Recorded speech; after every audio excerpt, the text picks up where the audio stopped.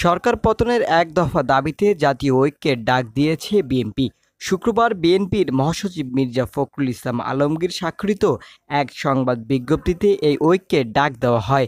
সংবাদ বিজ্ঞপ্তিতে বিএনপির মহাসচিব বলেন, জাতীয় এই ক্রান্তি লগ্নে জাতির বৃহত্তম স্বার্থে লুণ্ঠিত গণতন্ত্র ও ভোটাধিকার পুনরুদ্ধার, অধিকারবিহীন জনগণের ও জাতির মুক্তির লক্ষ্যে আমরা উপরোক্ত ন্যূনতম এক দফার ভিত্তিতে এবং দাবিতে দেশের সব গণতান্ত্রিক রাজনৈতিক দল, সামাজিক ও সাংস্কৃতিক দল, ব্যক্তি ও শক্তিকে ঐক্যবদ্ধ হয়ে একটি জাতীয় ঐক্য গঠনের আহ্বান জানাচ্ছি।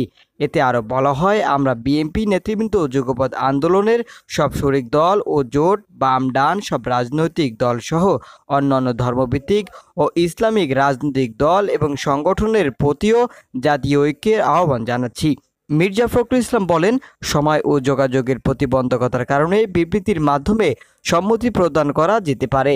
শীঘ্রই সম্মতিপ্রাপ্ত সবার সই-সহ যৌথ বিবৃতি প্রদান করা হবে বলেও জানান মির্জা ফখরুল। তিনি বলেন, জাতীয় ঐক্যের এই ঐতিহাসিক ঘোষণা দলিল দেশ ও জাতির মুক্তির ত্বরান্বিত হবে।